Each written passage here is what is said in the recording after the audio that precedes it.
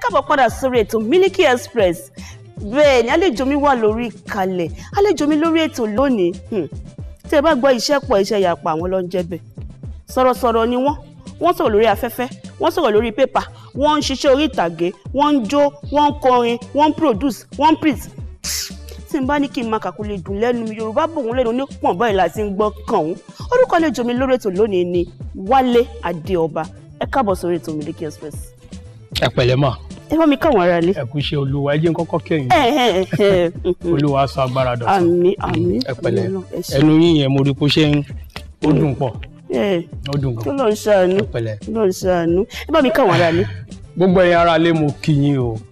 Gẹ́gẹ́ bẹ́ẹ̀ ṣe mọ̀, Wale Adeoba lórúkọ tèmi, Wale Adeoba. Ṣùgbọ́n àwọn èèyàn tó mọ̀ mi ta súnmọ́ra dáadáa. Èmi náà kọ́ o. Wọ́n sọ mí lórúkọ yẹn ni Mr. Packaging ló máa ń pè mí. Ṣé pé mi náà ti sọ̀rọ̀ kọ́nà ẹ̀ka sọ̀rọ̀ tán. Mo ní wọ́n oríṣiríṣi iṣẹ́ ló ń ṣe. Ṣé packaging náà kọ́ nìyẹn? Kéèyàn kó bí iṣẹ́ mẹ́wàá pọ̀ láì ṣe kọ̀ǹpútà. Iṣẹ́ tá a ṣe débẹ̀ náà ni a ṣe débẹ̀. Àwọn èèyàn náà ló ní Mr. Packaging. Ìgbà kan wọ́n ń pè mí ní Wale Journal torí pa jẹ́ journalist. Ṣùgbọ́n a ṣiṣẹ́ kan débì kan gbà kan tó jẹ́ pé olórin yẹn ṣé mo lè dárúkọ ẹ̀? Why not? Ilé Bravo lórúkọ ẹ̀ ní Ìbàdàn. Ló ní láti ní lọ mo gbé káàkiri gbé rìn sórí nǹkan tó jọ lójú dáadáa. Ló wá ní láti ní lọ Wale, you are Mr. Packaging. Eré lèmi tiẹ̀ pé so Mr. Packaging yẹn bó ṣe ń lọ nìyẹn. Nígbà tí mi tẹ̀ wá ń kí n fún àwọn ará ilé ń sìn, èmi yóò dà pé mo ti sọ iṣẹ́ ju orúkọ lọ. Ẹ bá mi sọ ní pàtó, ẹ bá mi dárúkọ àwọn iṣẹ́ tẹ̀ ń ṣe fún àwọn tó ń wo yín lé. Iṣẹ́ tí mo ń ṣe gangan journalist lèmi. Journalism a lọ sí school ẹ̀ ní Times Journalism lórílẹ̀. Ibẹ̀ ni a ti kàwé gboyè tá a ti jáde. So lẹ́yìn ìgbà yẹn a ti ṣiṣẹ́ láwọn TV houses káàkiri àti rédíò àti ṣe káàkiri. Ṣùgbọ́n lọ́wọ́lọ́wọ́ tá a wà nǹkan tí mò ń ṣe jù ní pàtó ni pé mò ń gbé àwọn olórin jáde. A ní record label bọ̀ a máa ń gbé àwọn olórin a máa ń ràn wọ́n lọ́wọ́ láti jáde. A lè bá wọn get àwọn ní record label náà ká fi wọ́n sábẹ́. Ṣùgbọ́n nǹkan táwa ń ṣe jù ni pé ká gbé olórin jáde. Company tó bá jẹ́ kó ti takú ṣóyè yín dáadáa ká bá pariwo ẹ̀ kó di mímọ̀. Pẹ̀lú target ni o, a máa fún wọn target pé ìgbà báyìí tí iṣẹ́ yín ò bá rí bẹ́ẹ̀ ẹ̀dọ̀ yín padà. Iṣẹ́ táwa ń ṣe jù nìyẹn.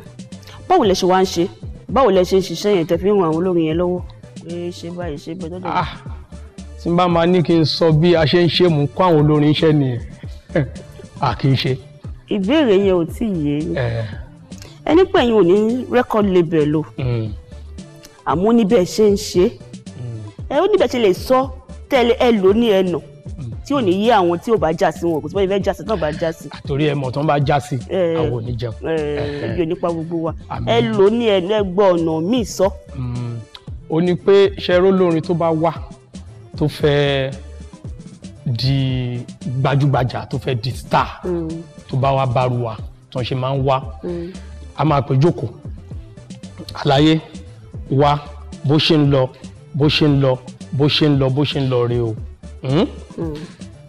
Èmi máa ń wá lóhùn olówó most of them náà wọn ò fẹ́ lówó nǹkan tó fẹ́ máa ń ṣe ni pé kájọ ṣe pọ̀ táwọn bá di star àwa máa yọ percentage a máa ń ṣe rí ó dáa kì í ṣe pé kò dáa tẹ́lẹ̀tẹ́lẹ̀ la máa ń ṣerú ẹ̀ ṣùgbọ́n lọ́wọ́ ta ó dàbí pé àwọn olórin ti kọ́ irú wa yìí ní ọgbọ́n lọ́gbọ́n tó pọ̀. Àwọn olórin ti kọ́ wa lọ́gbọ́n tó pọ̀ so torí bẹ́ẹ̀ la ṣe dá dúró pé anything or any olórin tó bá fẹ́ wá ká gbé òun jáde wà á kọwọ́ bọ̀wé a máa bẹ̀rẹ̀ iṣẹ́ pẹ̀lú ẹ̀ but lórí percentage àwọn ò ń ṣe mọ́ èmi in person tí n bá máa ṣiṣẹ́ pẹ̀lú olórin tí mo fẹ́ yọ percentage mi lórí ajó olórin tó jẹ́ star tó bóyá ó ti wà lábẹ́ nìkan kò tẹ́ lọ́rùn mo wá ní bọ̀bọ́ ìwà jẹ́ kájọ máa ṣiṣẹ́ papọ̀ jẹ́ kájọ ṣe báyìí ajó olórin tó jẹ́ star mo mọ̀ pé ọbẹ̀ tó ti jiná ni tó jẹ́ pé mi gan mò ń jáwó mi lọ ni ṣe ń get mi bó olórin tó bá ti di star bó ṣe rí lọ́dọ̀ wa ló ṣe rí lọ́dọ̀ àwọn ní record label owner kò yé yín àwọn náà wọ́n á ní olórin tí ò jẹ́ star àwọn ò lè ná owó lé lórí torí táwọn bá náwó lé lórí tán sì kò sí any agreement ẹ bá fẹ́ ṣe paper ni o abẹ́mọ̀ so ẹni olórin ló lè yí padà at any point in time pé paper ni.